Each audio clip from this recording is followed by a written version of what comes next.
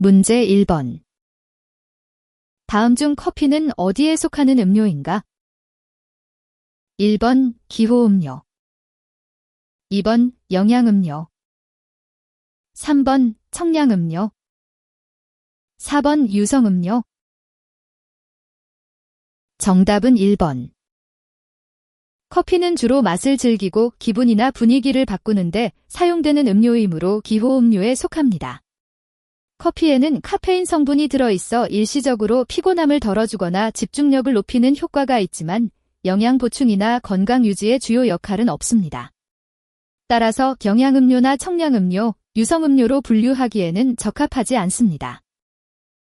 문제 3번. 커피에 관한 식물학적 내용 중 옳은 것은? 1번 커피나무는 꼭두선이과에 속하는 상록수로 남아메리카 브라질이 원산지이다. 2번 아라비카 종은 평균 3%, 로부스타 종은 약 1%의 카페인을 함유하고 있다.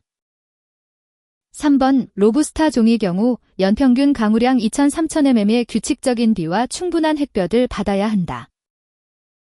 4번 꽃잎은 아라비카 종 4장, 로부스타 종 5장, 리베리카 종 7장인데 꽃이 핀 지 2-3일이면 져버린다. 정답은 3번. 정답은 3번입니다. 로부스타 종의 커피나무가 적합한 환경 조건을 잘 설명하고 있습니다. 연평균 강우량이 2300mm이고 규칙적인 비와 햇볕이 필요하다는 것은 로부스타 종이 열대 지방에서 자라는 특성을 정확하게 나타냅니다. 1번은 잘못된 이유로 커피나무의 원산지는 아프리카이며 브라질은 주요 생산지일 뿐입니다. 2번은 카페인 함유량이 틀렸습니다. 실제로 아라비카 종은 평균적으로 약 1%의 카페인이 들어있고 로부스타 종은 그보다 더 많은 양을 가지고 있습니다. 4번도 오류가 있는데 꽃잎수는 정확하지만 아라비카 종의 꽃잎수는 보통 5장입니다. 또한 모든 종에서 꽃이 핀 지 이틀 후에 떨어지는 것은 사실이 아닙니다. 따라서 올바른 정보를 제공한 3번을 정답으로 선택해야 합니다. 문제 4번. 주로 고지대에서 재배되며 기후 조건의 영향을 많이 받아 재배가 까다로운 반면에 맛과 향이 뛰어나 종자 개량과 연구가 활발하게 이루어지고 있으며 세계 커피 생산량의 60에서 70%를 차지하는 커피 품종은 무엇인가? 1번 아라비카 종, 2번 로부스타 종, 3번 리베리카 종, 4번 카네포라 종. 정답은 1번. 정답은 아라비카 종입니다. 아라비카 종은 고지대에서 주로 재배되며 기후 변화에 민감하여 특별한 조건을 필요로 합니다. 이러한 이유로 맛과 향이 매우 우수하고 세계 커피 생산량의 대부분을 차지합니다. 반면 로부스타 종이나 리베리카 종은 아라비카 종보다 재배가 용이하지만 맛과 향에서는 아라비카 종에 미치지 못하며 카네포라는 아라비카와 로부스타의 교잡종으로 상대적으로 생산량이 적습니다. 문제 5번. 아라비카 종 커피의 특징에 대한 설명에 해당되지 않는 것은? 1번 대체로 풍부한 신맛과 고급스런 향을 지녔다. 2번 해발 800-2000m의 고산지대에서 재배된다. 3번 가격이 저렴하며 인스턴트 커피의 제조에 주로 이용된다. 4번 카리브해, 중남미, 동아프리카 등지에서 생산된다. 정답은 3번. 정답은 3번입니다. 아라비카 종 커피는 고급스러운 맛과 향으로 알려져 있으며 일반적으로 높은 해발에서 재배되어 질이 좋고 가격도 상대적으로 비쌉니다. 따라서 인스턴트 커피 제조에 주로 사용되는 저가의 커피와는 거리가 멉니다. 다른 보기들에서는 아라비카 종 커피의 특징을 정확히 설명하고 있습니다. 1번은 그 맛과 향을, 2번은 재배 환경을, 그리고 4번은 생산 지역을 적절하게 묘사했습니다. 따라서 이들은 올바른 선택지입니다. 문제 6번. 아라비카와 로부스타를 비교 설명한 내용 중 사실과 다른 것은? 1번 아라비카 종 커피에 비해 로부스타 커피는 체리 숙성 기간이 더 짧다. 2번 아라비카 종 커피에 비해 로부스타 커피는 일반적으로 바디가 더 강하다. 3번 아라비카 종 커피에 비해 로부스타 커피는 카페인 함량이 더 많다. 4번 아라비카 종 커피에 비해 로부스타 커피는 병충해에 대한 내성이 더 강하다. 정답은 1번. 정답인 1번은 사실과 일치합니다. 아라비카 커피와 로부스타 커피의 주요 차이점 중 하나가 체리 숙성 기간입니다. 아라비카 커피는 일반적으로 더 긴 시간 동안 체리를 숙성시켜 복잡한 풍미를 만들어내지만 로부스타 커피는 비교적 짧은 시간에 체리를 수확하고 가공하기 때문에 이 점에서 1번이 맞습니다. 다만 다른 보기들도 사실상 대부분 올바르게 설명되어 있습니다. 2번과 4번은 두 종류의 커피가 각각 가지고 있는 특성을 잘 나타내고 있으며 3번 역시 로부스타 커피가 아라비카에 비해 카페인 함량이 더 높다는 사실을 정확히 보여줍니다. 그러나 문제는 사실과 다른 것을 찾는 것이므로 올바른 선택지 중에서 가장 적절한 답은 1번입니다. 문제 7번. 아라비카 종의 적당한 재배 조건이 아닌 것은? 1번 연평균 기온이 20도 정도이고 연 강수량이 1500-1800mm의 범위이다. 2번 유기질이 풍부한 화산성 토양이 적당하다. 3번 동쪽이나 동남쪽 방향으로 약간의 경사가 있는 곳이 적당하다. 4번 저위도 지역이나 고위도 지역이나 표고가 높을수록 재배에 적합하다. 정답은 4번. 아라비카 종 커피의 적정 재배 조건은 주로 중위도 지역에서 고도 1500m 이상 2000m 이하의 산지에 위치하며 연평균 기온이 약 20도이고 강수량은 1500-1800mm가 적당합니다. 따라서 저위도 지역이나 고위도 지역에서는 온도 조건이 맞지 않아 재배하기 어렵습니다. 또한 표고가 너무 높으면 기온이 낮아져 커피나무의 성장에 좋지 않습니다. 1번, 2번, 3번 보기 모두 아라비카 종 커피의 적정 재배 조건을 잘 설명하고 있습니다. 따라서 이들 옵션은 문제에서 제시한 적당하지 않은 조건이 아닙니다. 문제 9번. 아프리카 동부에 위치한 레위니옹 섬에서 발견된 티피카의 돌연변이 품종은? 1번 카투아이, 2번 버번, 3번 수마트라, 4번 문도노보. 정답은 2번. 레위니옹 섬에서 발견된 티피카의 돌연변이 품종은 버번입니다. 이 품종은 레위니옹 섬의 고유한 환경 조건 아래에서 자연적으로 발생한 변이로 특유의 단맛과 과일향을 가진 커피로 알려져 있습니다. 반면에 카투아이는 브라질에서 개발된 품종이고 수마트라는 인도네시아 수마트라 섬에서 재배되는 품종으로 이들 모두 레위니옹 섬과 직접적인 연관성이 없습니다. 또한 문도노보는 두 가지 다른 품종이 교잡하여 만들어진 품종으로 레위니옹 섬의 자연적 돌연변이와는 관련이 없습니다. 문제 10번. 생두의 가운데 골처럼 파인 부분을 무엇이라 하나? 1번 과육, 2번 외피, 3번 파치먼트, 4번 센터컷. 정답은 4번. 정답은 4번 센터컷입니다. 생두의 가운데 골처럼 파인 부분은 커피 열매를 가공할 때 생두가 중앙에 위치한 자국으로 이는 커피콩이 성장하면서 자연스럽게 형성된 것입니다. 과육, 뇌피, 그리고 파치먼트는 각각 커피 열매의 다른 부분을 나타냅니다. 과육은 커피 열매의 달콤한 육질 부분, 외피는 가장 바깥쪽 껍질, 파치먼트는 생두를 감싸고 있는 얇은 겉껍질을 의미합니다. 따라서 이들 옵션은 문제에서 묻는 센터 컷과 관련이 없습니다. 문제 11번. 다음 중 커피 체리가 성숙하면서 노란색으로 변하는 품종은? 1번 카로시, 2번 아마레로, 3번 토라자, 4번 수프레모. 정답은 2번. 정답은 아마레로입니다. 아마레로라는 품종의 커피 체리는 성숙하면서 노란색으로 변합니다. 이 특징은 다른 품종과 구별되는 중요한 지표입니다. 반면 카로시, 토라자, 수프레모 등의 품종은 주로 붉게 익는 것이 일반적이라 아마레로와 구분할 수 있습니다. 따라서 성숙하면서 노란색으로 변하는 커피 체리는 아마레로가 맞습니다. 문제 12번. 그늘 경작법에 대한 설명 중 틀린 것은? 1번, 이 경작 방법으로 생산된 원두를 쉐이드 그로운 커피라고 한다.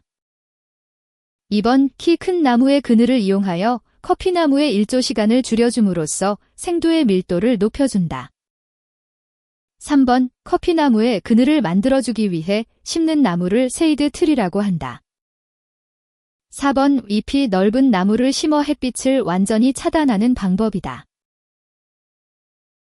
정답은 4번. 정답인 4번은 맞다. 그늘 경작법은 커피나무 주변에 다른 나무를 심어 자연적인 그늘을 제공하는 방법으로 이는 햇빛을 완전히 차단하려고 하는 것이 아니라 적절한 양의 햇빛과 그늘이 조화롭게 이루어지도록 한다. 따라서 햇빛을 완전히 차단이라는 표현은 잘못된 이해이다.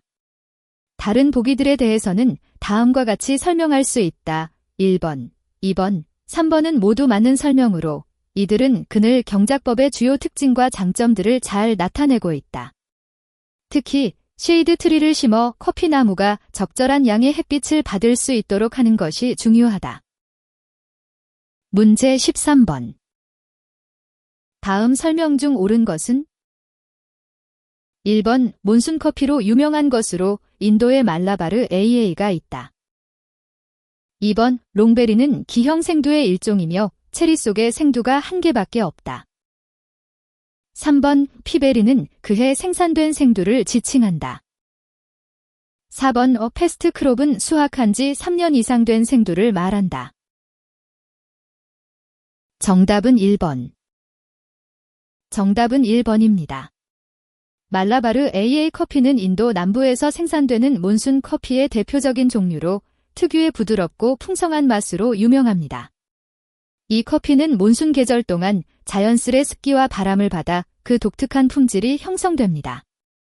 2번은 잘못되었습니다. 롱베리는 생두의 크기가 큰 것을 의미하며 기형 생두라는 표현은 맞지 않습니다. 피베리는 3번에서 설명했듯이 한 개의 커피 체리 속에 생두가 하나만 들어있는 특별한 형태의 생두를 지칭합니다. 4번도 잘못되었습니다.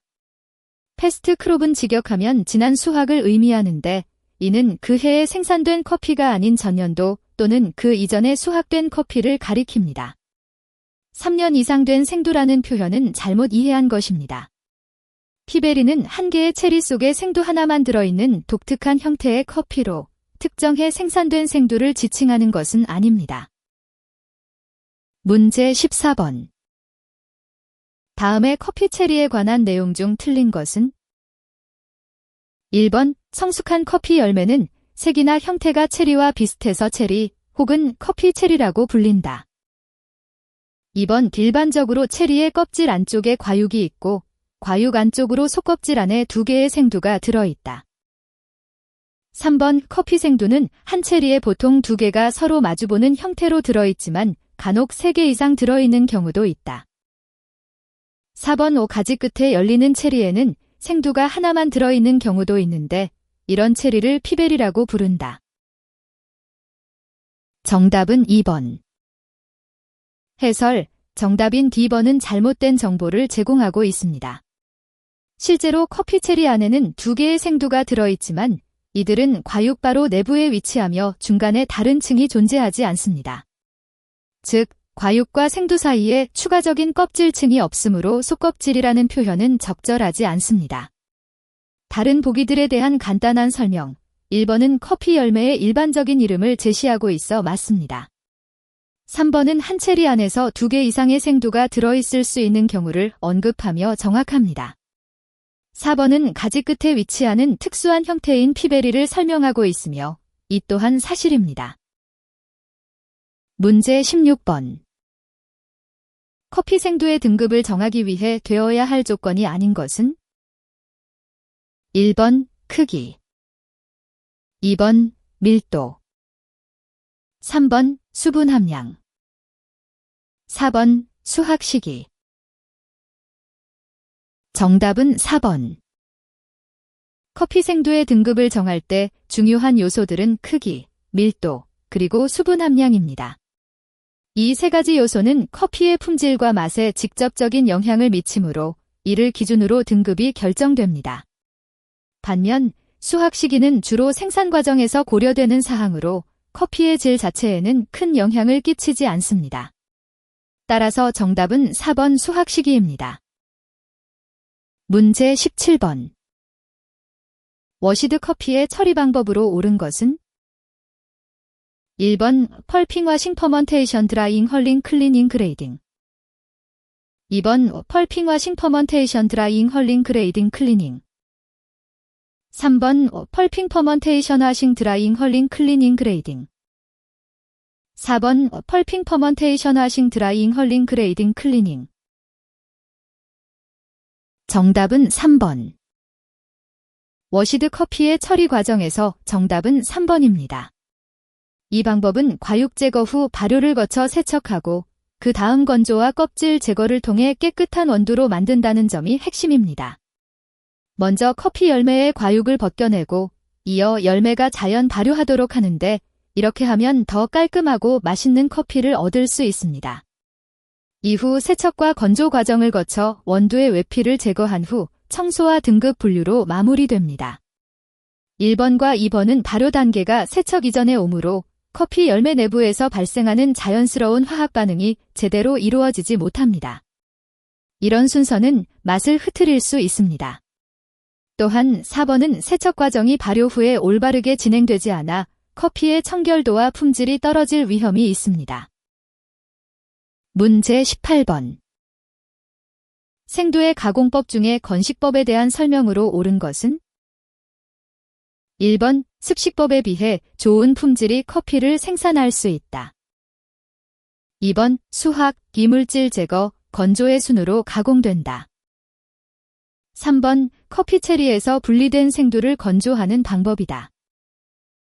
4번 건식법으로 생산된 커피를 마일드 커피라 부른다. 정답은 2번. 건식법은 커피 생두를 가공하는 방법 중 하나로 주요 단계가 바로 수확, 지물질 제거, 그리고 건조 순서대로 이루어집니다. 이 과정에서 중요한 점은 바로 건조 단계에서 열대우림 같은 환경에서도 쉽게 수행될 수 있다는 것입니다. 1번 옵션은 틀렸습니다. 건식법으로 생산된 커피는 일반적으로 습식법에 비해 품질이 떨어진다고 알려져 있습니다. 이는 건조 과정에서 더 많은 변수가 작용하기 때문입니다. 3번 옵션은 부분적으로 맞지만 전체적인 가공 과정을 설명하지 못합니다. 건식법의 특징은 바로 커피 체리를 그대로 수확한 후에 처리한다는 점이 중요하며 이는 단순히 생두를 건조하는 것만으로 완성되지 않습니다. 4번 옵션도 틀렸습니다. 마일드 커피라는 용어는 주로 습식법으로 가공된 커피에 사용되며 건식법으로 생산된 커피는 보통 건식 커피 또는 네이티브 커피라고 부릅니다. 문제 19번. 다음 습식법에 대한 설명 중 옳은 것은? 1번 건식법에 비해 커피의 품질이 떨어진다. 2번 주로 로부스타종에 많이 사용된다. 3번 단맛이 좋으며 바디가 비교적 강한 커피를 얻을 수 있다. 4번 세균에 의한 발효로 어시틱 애시드, 렉틱 애시드 등이 생성되어 pH가 3.8에서 4.0으로 저하된다. 정답은 4번. 습식법은 커피 열매에서 과육을 제거한 후 발효시켜 남은 것 껍질과 함께 말리는 방법입니다. 정답인 4번은 습식법의 중요한 특징 중 하나로 이 방법에서는 세균이 작용하여 아세트산이나 락틱 산화 등이 생성되어 pH가 낮아집니다. 이렇게 되면 커피 과육을 효과적으로 제거할 수 있습니다. 1번은 틀린 이유는 습식법으로 처리된 커피는 오히려 건식법에 비해 더 고급스러운 맛과 향을 가질 수 있다는 점입니다. 2번도 잘못된 선택지로 로부스타 종보다 아라비카 종에서 주로 사용됩니다. 마지막으로 3번은 부분적으로 맞지만 이는 습식법의 결과이지 과정에 대한 설명이 아니며 습식법으로 얻을 수 있는 특징 중 하나일 뿐입니다. 문제 20번. 커피의 대표적 생산지 중 하나인 과테말라에 대한 설명이다. 틀린 것은 1번 초콜릿 향이 나는 모카 커피가 유명하다. 2번 수출의 70% 정도를 커피가 차지한 때도 있었다. 3번 재배지의 고도에 따라 등급을 나누는데 SHB가 최상급이다. 4번 인구의 25% 정도가 커피 산업에 종사하고 있다. 정답은 1번. 정답은 1번 초콜릿 향이 나는 모카 커피가 유명하다입니다. 이 문장은 잘못된 정보를 제공하고 있습니다. 과테말라의 커피는 주로 아라비카 종으로 알려져 있으며 특유의 단맛과 신선한 향을 가진 것이 유명합니다. 모카 커피는 예멘이나 에티오피아 등지에서 주로 생산되는 것으로 알려져 있습니다. 다른 보기들에 대해서는 다음과 같이 설명할 수 있습니다. 2번은 과테말라의 경제 구조를 정확히 묘사하고 있으며 실제로 커피가 국가 수출의 큰 부분을 차지합니다. 3번은 과테말라에서 커피 재배에 사용되는 등급 체계인 SHB를 설명하는데 이는 고도 1350m 이상에서 재배된 최상급 커피를 의미합니다. 4번은 과테말라 인구의 상당수가 커피 산업에 종사하고 있다는 사실을 간단히 요약한 것입니다. 문제 22번. 다음의 샘플 중 SCAA의 스페셜티 커피 분류 기준에 의한 스페셜티 그레이드에 해당되는 커피는 1번 결점도가 1개도 없으나 퀘이커가 2개 발견된 샘플. 2번 미성숙도가 5개, 플로터가 5개가 발견된 샘플. 3번 쇠리 5개, 마른 체리가 1개 발견된 샘플. 4번 돌이 2개 발견된 샘플. 정답은 2번. 스페셜티 커피의 분류 기준에 따르면 결점도가 없어야 하며 최대 5개까지의 허용 가능한 결점이 있어야 합니다. 여기서 허용되는 결점은 미성숙도와 플로터를 포함하며 각각 최대 5개까지 허용됩니다. 따라서 이번 샘플은 미성숙도와 플로터가 각각 5개씩 발견되어 정확히 허용 가능한 수량을 초과하지 않으므로 스페셜티 그레이드에 해당합니다. 반면 1번 샘플에서는 퀘이커가 2개 발견되었는데 이는 허용되지 않는 결점으로 분류되어 스페셜티 커피로 인정받지 못합니다. 또한 3번과 4번 샘플은 쇠, 마른 체리, 돌이 각각 발견되었는데 이들 역시 허용되지 않는 결점으로 분류되어 스페셜티 그레이드에 해당하지 않습니다. 문제 23번. 정상 생도에 포함된 결점도에 대한 다음 정보 중 옳지 않은 것은? 1번 외부 물질인 돌, 나뭇가지 등은 결점도에 속하지 않는다. 2번 벌레가 먹거나 부서져 모양이 불규칙한 생도이다. 3번 검은색, 갈색, 덜 성숙한 듯한 녹색 등으로 색깔이 불규칙한 생도이다. 4번 우향미에 가장 큰 영향을 미치고 뉴욕 거래소의 NY 등급 기준으로 가장 점수가 높은 결점도에는 블랙 빈켄지 및 수루 빈켄지 등이 있다. 정답은 1번. 정답인 1번은 옳지 않은 정보입니다. 실제로 정상 생도에 포함된 돌이나 나뭇가지는 결점도로 분류되지 않습니다. 이런 외부 물질들은 커피콩 자체의 품질과는 무관하므로 품질 평가에서 제외됩니다. 반면 2번, 3번, 그리고 4번은 모두 정상 생도에 포함된 결점도를 설명하고 있습니다. 벌레 먹거나 부서진 콩, 색깔이 불규칙한 콩들, 향미에 큰 영향을 미치는 블랙 빈켄지이나 수루 빈켄지 등은 모두 결점도로 분류됩니다. 따라서 1번만이 올바른 정보가 아닌 것으로 판단할 수 있습니다. 문제 24번. SCAA 분류법 중 스페셜티 그레이드의 등급 기준에 해당하지 않는 것은? 1번 350g 안에 결점수가 5 이내이며 프라이머리 디펙트는 허용되지 않는다. 2번 퀘이커는 로스팅된 커피 100g 중 3개까지 허용된다. 3번 생두의 허용 수분 함량은 10에서 13% 이내이다. 4번 바디, 플레이버, 어로머, 어시더티 등의 특성을 가지고 있어야 한다. 정답은 2번. SCAA 분류법에서 스페셜티 그레이드의 등급 기준은 매우 엄격합니다. 정답인 2번 보기, 즉 퀘이커는 로스팅된 커피 100g 중 3개까지 허용된다는 내용은 스페셜티 그레이드의 기준에 맞지 않습니다. 스페셜티 등급에서는 결정 커피가 거의 없어야 하며 특히 퀘이커는 특유의 맛과 향을 해침으로 완전히 제거해야 합니다. 반면 1번 보기에서 설명한 결점수와 관련된 기준은 스페셜티 그레이드의 엄격한 결함 기준에 부합합니다. 3번 보기는 생두의 수분 함량 범위를 정확하게 지적하며 이는 커피의 품질 유지에 중요합니다. 마지막으로 4번 보기에서 언급한 바디감, 향미, 산미 등의 특성은 스페셜티 그레이드 커피가 가진 고유한 맛과 향을 설명하며 이 역시 스페셜티 등급의 중요한 요소입니다. 문제 27번. 다음 중 커피가 인체에 미치는 영향이 아닌 것은? 1번 심장 박동수를 감소시켜 진정의 효과를 나타낸다. 2번 중추신경계를 자극하여 정신을 맑게 한다. 3번 이뇨제의 역할을 하여 소변의 양을 증가시킨다. 4번 위를 자극하여 위액의 분비를 촉진시킨다.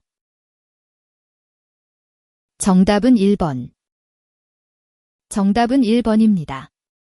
커피에는 카페인이라는 성분이 들어있는데 이 카페인이 심장 박동수를 증가시키고 긴장을 유발하는 효과가 있습니다.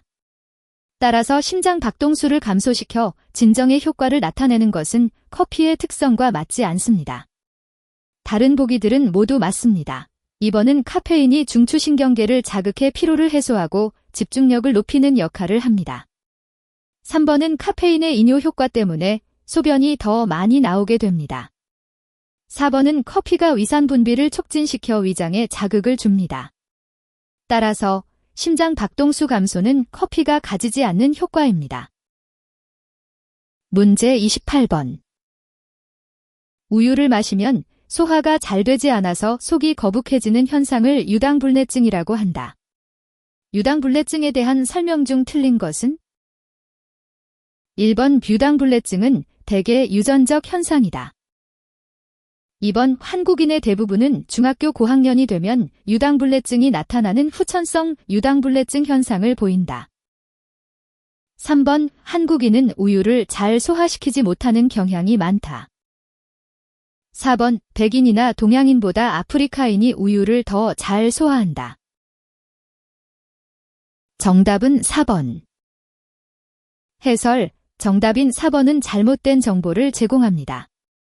실제로 아프리카인이 백인이나 동양인보다 유당을 더 잘 소화하는 것은 사실이 아닙니다. 대신 많은 아프리카 인구가 유당불내증을 가지고 있으며 이는 주로 유전적 요인 때문입니다. 1번과 2번, 3번은 대부분 맞습니다. 유당불내증은 주로 유전적으로 결정되며 한국인의 경우 성장 과정에서 후천적으로 유당불내증이 나타날 확률이 높습니다. 또한 한국인은 일반적으로 우유를 잘 소화하지 못하는 경향이 있습니다. 따라서 4번만이 틀린 정보를 제공하고 있습니다. 문제 31번. 커피를 로스팅하는 이유로 타당하지 않은 것은? 1번 커피의 맛과 향을 얻기 위하여.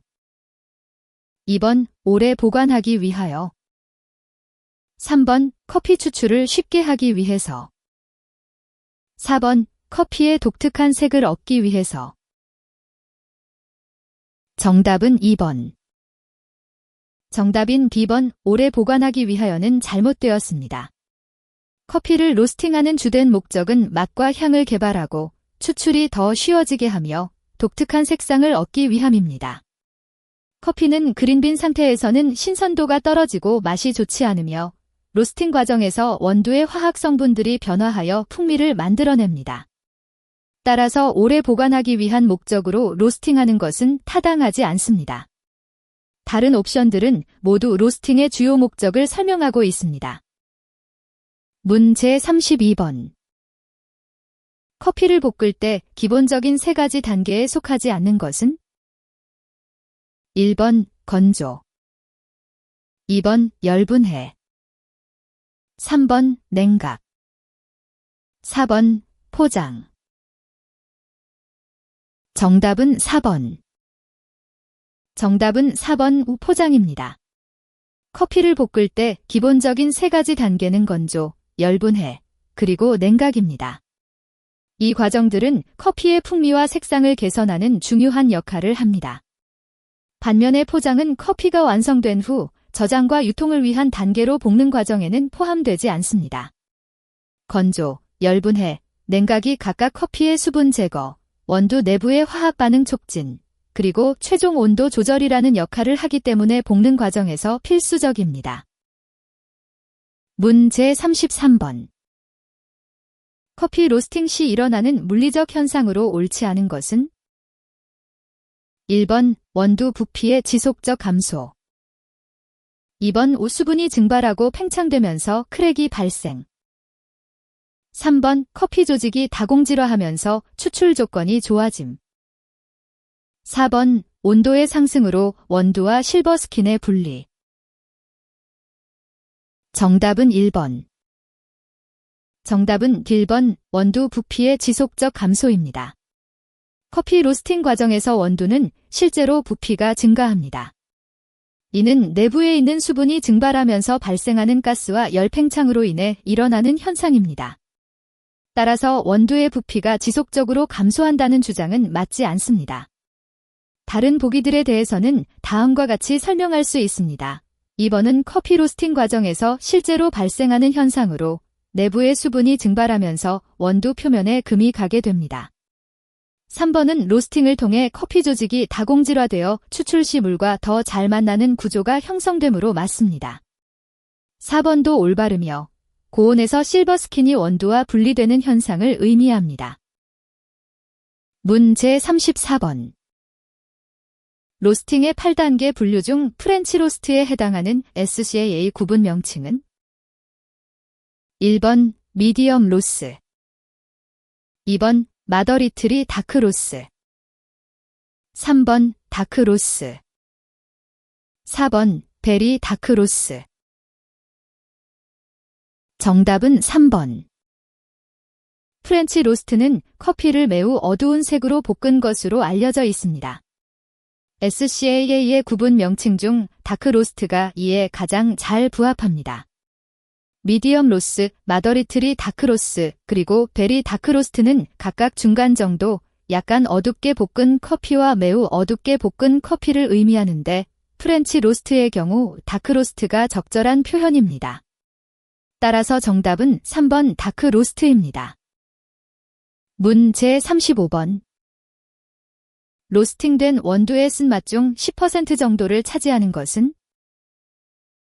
1번 카페인, 2번 유기산, 3번 트리고넬린, 4번 퀴닌산. 정답은 1번. 카페인은 로스팅된 커피 원두에서 느껴지는 쓴맛의 주요 원인 중 하나입니다. 카페인은 원두를 높은 온도에서 조리할 때 생성되며 그 양이 증가함에 따라 쓴맛도 강해집니다. 따라서 로스팅된 커피의 쓴맛 중 약 10%는 카페인으로 인한 것입니다. 반면 유기산은 주로 산미를 조절하는 역할을 하며 트리고넬린과 퀴닌산은 실제로 커피 맛에 미치는 영향이 크지 않습니다. 따라서 이들 옵션은 쓴맛의 주요 원인이 되지는 않습니다. 문제 36번. 커피를 로스팅할 때 일어나는 성분의 양적 변화 중 다른 하나는? 1번 카페인, 2번 트라이고넬린, 3번 클로로제닉 애시드, 4번 프리 슈가. 정답은 1번. 정답은 카페인입니다. 커피를 로스팅할 때 카페인이 많이 증발하거나 변화하는 성분이 아니므로 양적으로 크게 변하지 않습니다. 하지만 트리고넬린이나 클로로젠산 같은 다른 성분들은 로스팅 과정에서 화학적 반응을 일으켜 감소합니다. 또한 당류는 커피의 맛과 향에 중요한 역할을 하는데 로스팅 시 온도가 높아지면서 당이 타서 증발하거나 변형되는 경향이 있습니다. 따라서 카페인만이 다른 성분들보다 로스팅 과정에서 양적으로 크게 변화하지 않는다는 점을 기억하면 됩니다. 문 제37번. 생두를 로스팅을 함으로써 가장 현저하게 감소되는 물질은? 1번 지질, 2번 카페인, 3번 섬유소, 4번 자당. 정답은 4번. 정답은 4번 자당입니다. 생두를 로스팅할 때 가장 많이 줄어드는 물질이 바로 자당입니다. 로스팅 과정에서 고온 열에 노출되면서 커피콩 내부의 수분과 함께 당분도 증발하게 되는데 이로 인해 콩 전체의 무게가 가벼워지고 당 함량이 줄어듭니다. 지질은 로스팅 과정에서 일부 분해되지만 대부분 유지됩니다. 카페인은 열에 강한 물질이라 그 양이 크게 변하지 않습니다. 섬유소는 콩의 구조를 이루는 중요한 성분으로 로스팅 과정에서도 큰 변화가 없습니다. 따라서 자당이 가장 현저하게 감소하는 것입니다. 문 제38번. 마이야르 반응에 대한 설명 중 가장 적합한 내용은? 1번 효소적 갈변화 반응이다. 2번 멜라노이딘이 형성되어 갈색을 띠게 되는 반응이다. 3번 캐러멜화라고도 한다. 4번 탄수화물을 가열하면 일어나는 반응이다. 정답은 2번. 마이야르 반응은 단백질과 당질 사이에서 일어나는 화학 반응으로 이 과정에서 멜라노이딘이라는 물질이 생성되어 음식의 색깔이 갈색으로 변하게 됩니다. 따라서 2번이 정답입니다. 1번은 효소적 갈변화 반응을 언급하고 있는데 이는 마이야르 반응과 다른 과정이며 효소가 관여하는 반응입니다. 3번의 캐러멜화는 당질만 가열했을 때 일어나는 반응으로 단백질에 관여하지 않기 때문에 마이야르 반응과 다릅니다. 4번은 탄수화물을 가열하면 일어난다는 설명이지만 실제로는 단백질과 당질 사이의 반응이므로 정확한 표현이 아닙니다. 문 제39번. 커피 생두의 로스팅에 의하여 열분해되어 로스팅으로 인한 플레이버와 비타민인 나이어신이 생성되는 것으로 알려져 있는 성분은? 1번 케퍼스텔, 2번 클로로제닉 애시드류, 3번 트라이고넬린, 4번 카페인. 정답은 3번. 정답은 3번 트라이고넬린입니다. 커피 생두를 로스팅할 때 트라이고넬린이라는 성분이 열분해되어 디메틸피라이라는 화합물을 생성합니다. 이 과정에서 독특한 향미와 맛을 형성하는 플레이버가 만들어지며 동시에 비타민 나이어신도 생성됩니다. 1번 케퍼스텔과 2번 클로로제닉 애시드는 커피의 특성을 결정짓는 중요한 성분이지만 로스팅 과정에서 플레이버와 비타민을 직접 생성하는 역할은 없습니다. 4번 카페인은 로스팅으로 인해 약간 변형되기는 하지만 새로운 플레이버나 비타민을 만들어내지는 않습니다. 문 제40번. 생두의 화학성분 중에 산화적 스트레스 예방 및 유해, 산소류 제거 능력 등의 항산화 효능을 보유한 성분으로 옳은 것은? 1번 아세트산, 2번 글루탐산, 3번 클로로젠산, 4번 옥살산. 정답은 3번. 클로로젠산은 생두에 많이 들어있는 성분 중 하나로 항산화 효과가 뛰어납니다. 이 성분은 우리 몸에서 발생하는 유해한 산소 분자들을 제거하고 그로 인한 손상을 줄이는 역할을 합니다. 따라서 클로로젠산은 실제로 생두의 항산화 효능을 담당하는 주요 성분이라고 할 수 있습니다. 반면에 다른 옵션들은 항산화 효과와 직접적인 관련이 없습니다.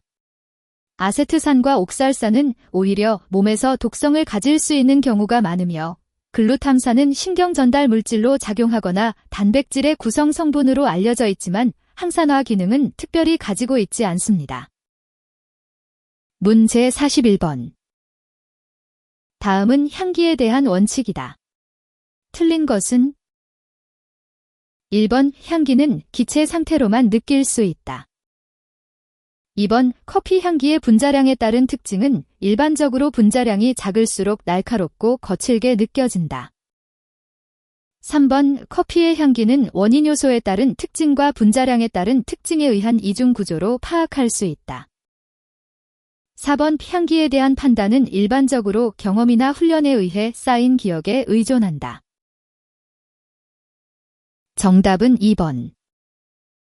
정답인 B번은 사실과 맞지 않습니다. 실제로 커피의 향기 분자 중 작은 분자는 냄새가 강하고 부드럽게 느껴질 수 있으며 큰 분자는 오히려 약하게 느껴질 수 있습니다. 따라서 이 문장은 향기에 대한 올바른 이해를 보여주지 못합니다.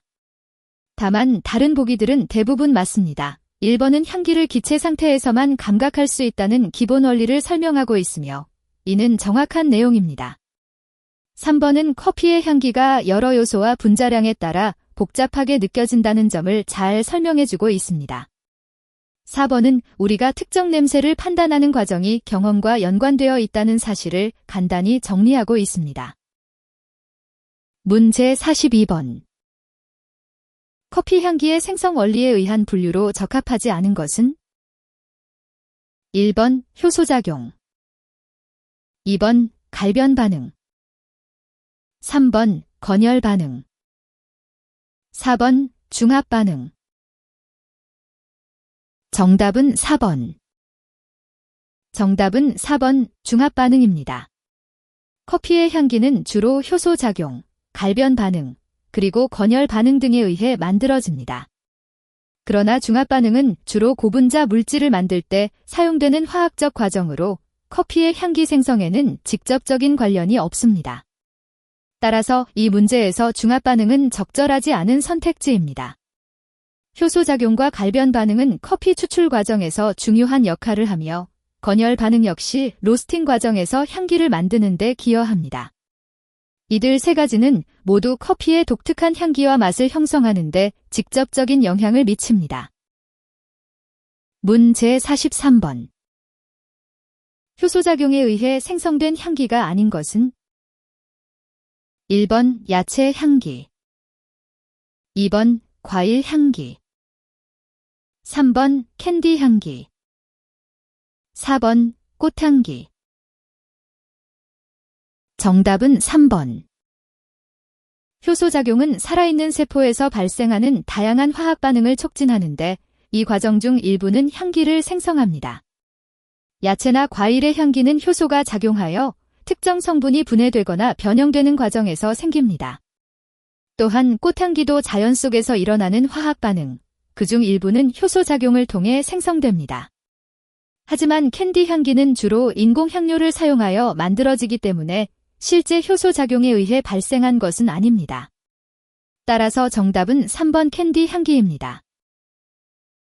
문제 44번. 갈변 반응에 의해서 나타나는 향기는 1번 두류향기, 2번 무엿향기, 3번 감귤향기, 4번 딸기향기. 정답은 2번. 갈변 반응은 음식물이 열에 의해 변색되는 과정으로 이때 생기는 특유의 향기를 무엿향기라고 합니다.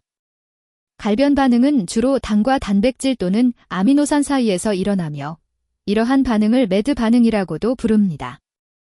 따라서 갈변 반응에 의해 발생하는 향기는 2번의 무엿향기가 맞습니다.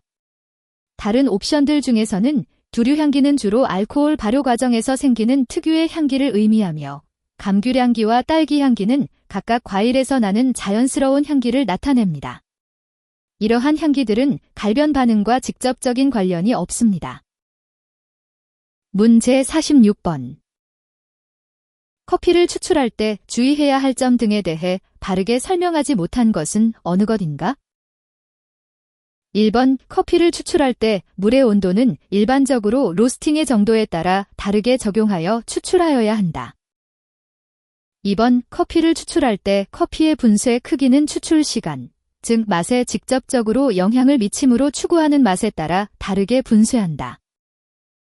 3번 커피를 추출할 때 가장 중요하게 생각해야 할 부분은 추출 원리상 투과식인지 혹은 침출식인지를 고려해야 한다.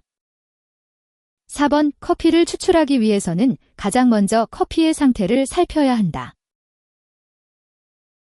정답은 3번. 정답인 3번은 잘못된 설명입니다. 커피를 추출할 때 가장 중요한 부분은 물의 온도, 분쇄 크기 등과 같은 요소들이 맛에 미치는 영향을 고려하는 것이 아니라 단순히 추출 방식만을 따지는 것은 부적절합니다. 1번과 2번은 실제로 커피 추출에서 중요한 변수로 물의 온도와 분쇄 크기는 각각 커피의 맛과 풍미에 큰 영향을 미칩니다. 따라서 이들 두 가지는 정확한 설명입니다. 또한 4번은 커피를 추출하기 전에 그 상태를 확인하는 것이 중요하다는 점을 강조하고 있어 올바른 내용으로 볼 수 있습니다. 문제 47번. 커피 추출에 사용하는 물의 조건은 다양할 수 있다. 다음 중 추출에 관여하는 물의 조건으로 반드시 고려하지는 않아도 되는 것은? 1번 주전자의 재질, 2번 사용할 온도, 3번 우추출에 걸리는 시간, 4번 추출액량. 정답은 1번. 정답은 주전자의 재질입니다. 커피 추출의 중요한 조건은 온도, 시간, 양 등 물리적인 요소들인데 이 중 주전자의 재질은 직접적으로 커피 맛이나 품질에 영향을 미치지 않습니다. 반면 사용할 온도는 커피 추출의 효율성을 결정하고 추출 시간과 양은 원하는 강도와 농도를 조절하는 데 필수적입니다. 따라서 주전자의 재질 외 다른 세 가지 요소는 반드시 고려해야 하는 중요한 조건들입니다. 문제 48번. 다음 원두 저장 중 수분의 영향에 대한 설명으로 적절한 것은? 1번 원두가 수분을 흡수하면 맛 성분의 산화가 촉진된다. 2번 상온에서 저장할 경우 상대 습도 50%일 때 3, 4일 후부터 산패가 일어난다. 3번 원두에 흡착하는 수분은 커피의 탄산가스를 방출시켜서 맛 성분의 산화를 촉진한다. 4번의 상온에서는 상대 습도가 0%이더라도 3대 4주 후부터 산패가 일어난다. 정답은 4번. 정답인 4번은 맞는 이유는 원두의 산패는 주로 수분과 온도에 의해 일어나지만 상대 습도가 0%일 때에도 공기 중에 미세한 수분이 원두 내부로 흡수되어 시간이 지남에 따라 산화 과정이 진행되고 결국에는 맛이 나빠질 수 있다는 점을 설명합니다. 이는 원두 저장에서 중요한 개념으로 상대 습도가 낮다고 해서 완전히 무시할 수 없다는 것을 의미합니다. 다른 보기들은 다음과 같은 이유로 틀립니다. 1번은 원두의 맛성분이 산화되는 것은 사실이지만 이는 모든 경우에 일어나는 것이 아니며 적절한 조건에서만 증가할 수 있습니다. 2번은 특정 상대 습도에서 산패가 일어난다는 주장은 과장된 표현으로 실제로는 상대 습도와 저장 기간이 복합적으로 작용합니다. 3번은 원두에 탄산가스가 존재한다는 사실 자체가 잘못되었으며 커피 원두에서 탄산가스는 일반적으로 발견되지 않습니다. 따라서 이 주장은 틀립니다. 따라서 정답인 4번이 가장 적절하며 다른 보기들은 특정 상황을 과장하거나 잘못된 정보를 제공하고 있습니다. 문제 49번. 다음 중 원두의 산패가 가장 빠르게 진행되는 것은? 1번 밀폐되지 않고 개봉된 원두, 2번 미리 갈아 놓은 원두, 3번 원웨이 밸브가 없이 포장된 원두, 4번 호퍼 안에 들어있는 원두. 정답은 2번. 정답은 D번 미리 갈아 놓은 원두입니다. 이 이유는 커피를 갈면 원두 표면적이 크게 늘어나 산소와의 접촉이 많아지기 때문에 산패가 빨라집니다. 따라서 갈아진 상태로 보관하면 신선도 유지가 어렵습니다. 1번과 3번, 4번은 어느 정도 방치해도 상대적으로 안전한 조건입니다. 개봉된 원두는 밀폐되지 않았지만 표면적이 그대로이므로 산패 속도가 미리 갈아놓은 것보다 느립니다. 또한 원웨이 밸브가 없는 포장이나 호퍼 안의 원두는 여전히 일정한 환경에서 보관되므로 산패가 더디게 진행됩니다. 따라서 가장 빨리 산패되는 것은 미리 갈아놓은 원두입니다. 문제 50번. 원두를 포장할 때 사용되지 않는 방법은?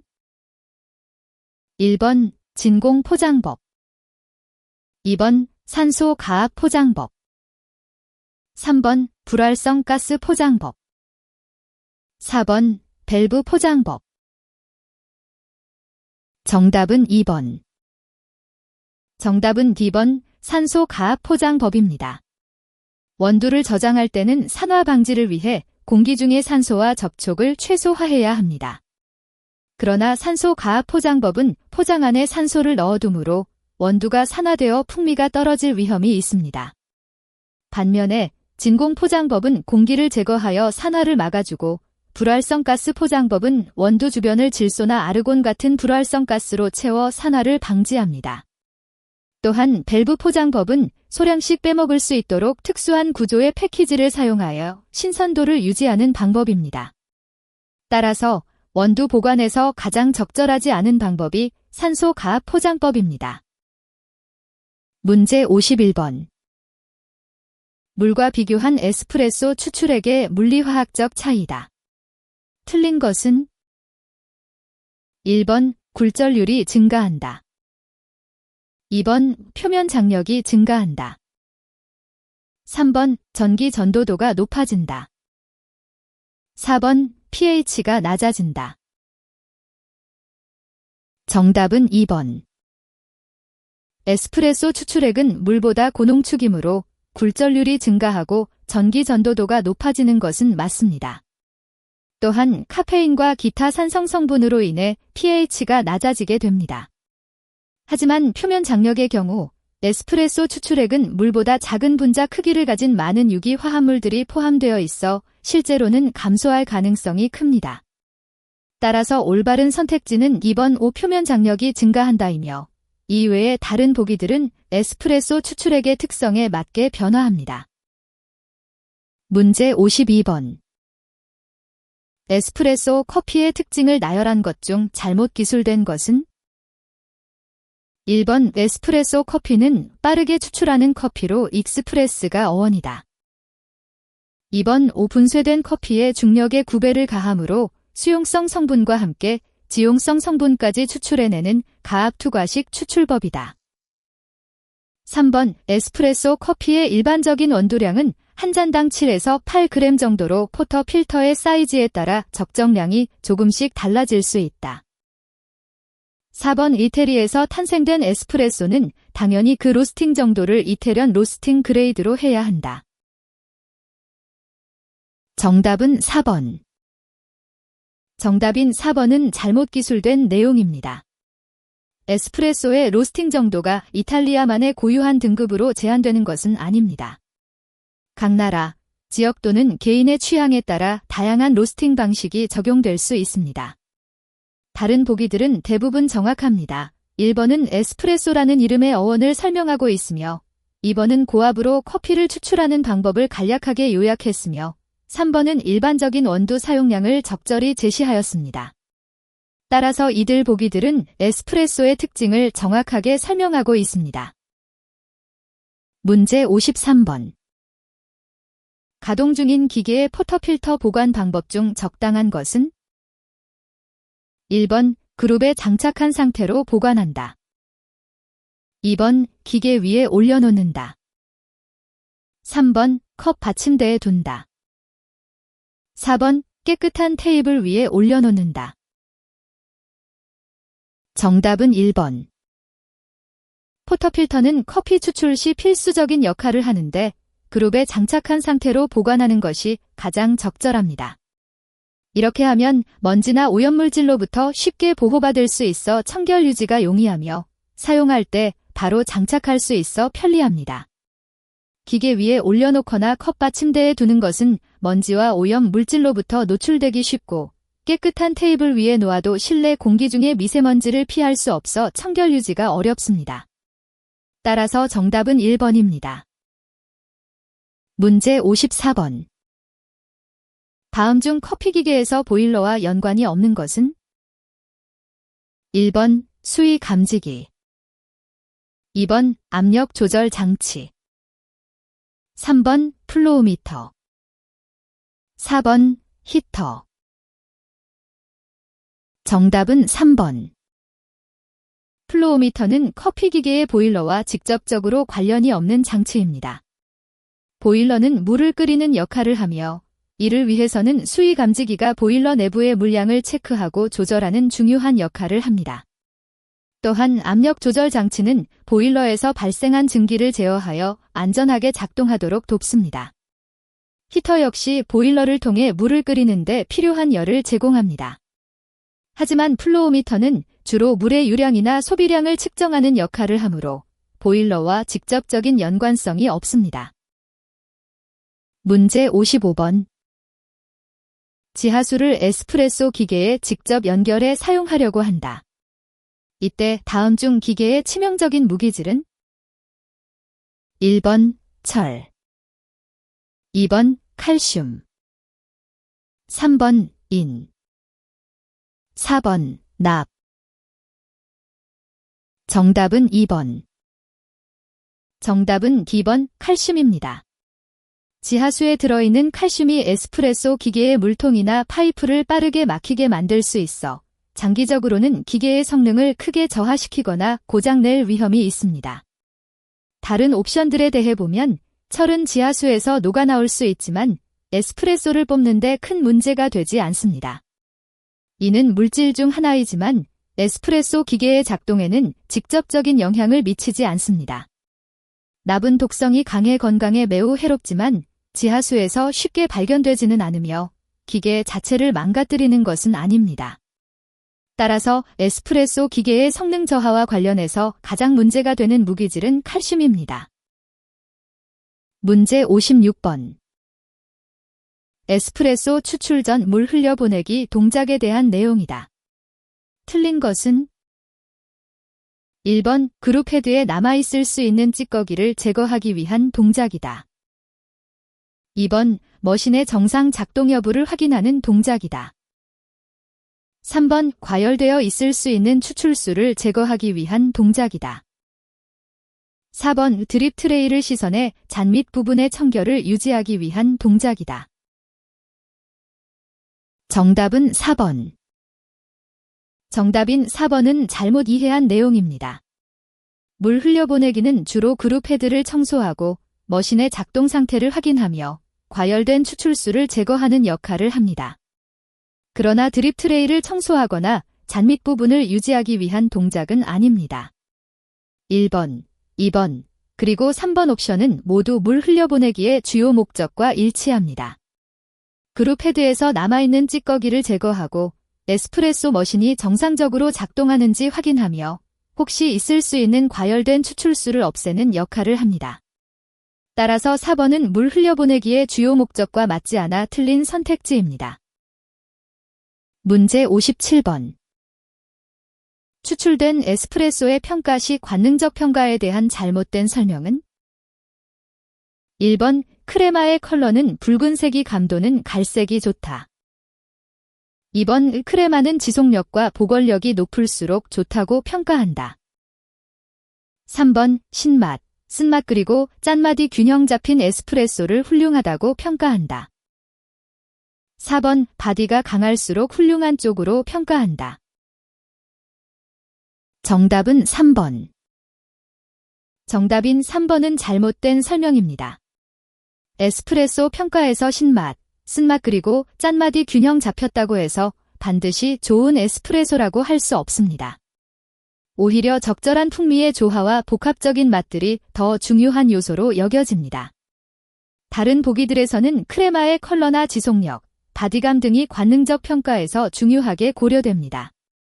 예를 들어 1번은 에스프레소의 외관인 크레마 색상에 대해 잘못된 정보를 제공하고 있지만 이는 실제 평가 항목 중 하나입니다. 2번과 4번은 각각 크레마의 질감과 바디감을 언급하여 올바른 평가 기준을 제시합니다. 문제 58번. 다음은 에스프레소에 관련된 용어들이다. 바르게 설명된 것은 1번 룽고, 에스프레소보다 추출 시간을 길게 하여 1온스보다 양이 많게 추출된 에스프레소이다. 2번 오데미탓에 시간을 짧게 하여 쓴맛을 더 강조한 에스프레소이다. 3번 리스트레또, 시간을 길게 하여 추출한 쓴맛을 더 강조한 에스프레소이다. 4번 도피오, 한 입에 들이킬 정도로 작은 잔의 커피라는 뜻의 프랑스 용어이다. 정답은 1번. 정답인 1번 룽고는 에스프레소를 추출할 때 물의 양을 늘리기 위해 더 긴 시간 동안 압력을 가함으로써 일반적인 에스프레소보다 많은 양의 커피를 얻게 됩니다. 이로 인해 룽고는 에스프레소보다 더 부드럽고 약간 덜 쓴맛을 가지고 있습니다. 2번은 틀렸습니다. 데미타세는 작은 잔에 담긴 커피를 의미하며 추출 시간이나 맛 강도와 직접적인 관련이 없습니다. 3번의 리스트레또는 에스프레소보다 추출 시간을 짧게 하여 더 진하고 쓴맛이 강한 커피를 만드는데 이는 문제에서 설명된 것과 정반대입니다. 4번 도피오는 2배의 양의 에스프레소를 의미하며 작은 잔이라는 뜻은 아닙니다. 따라서 1번 외 다른 보기들은 모두 잘못 이해하고 있거나 오해한 내용을 포함하고 있습니다. 문제 60번. 에스프레소의 정상 추출로 보기 힘든 것은 무엇인가? 1번 커피 색깔은 검은 갈색을 띈다. 2번 커피의 유속이 처음부터 끝까지 일정하게 거의 수직으로 추출된다. 3번 부드러운 크레마가 3~5mm 정도 표면에 형성된다.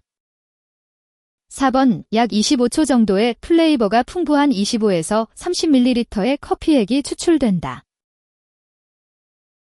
정답은 1번. 정답은 1번 커피 색깔은 검은 갈색을 띈다 입니다. 에스프레소의 정상적인 추출 결과물은 진한 젓갈색 또는 홍차빛 갈색이어야 합니다. 만약 에스프레소가 검은 갈색으로 나온다면 이는 원두의 로스팅이 과하게 진행되었거나 물과 커피를 섞어 놓고 추출을 시도했음을 의미합니다. 다른 보기들에 대해서는 다음과 같이 설명할 수 있습니다. 2번은 정상적인 에스프레소 추출 과정에서 유속이 일정하게 유지되는 것이 중요하며 이는 원두의 질과 그라인딩 상태, 물의 온도 등 여러 요인이 영향을 미칩니다. 하지만 처음부터 끝까지 수직으로 추출되지는 않습니다.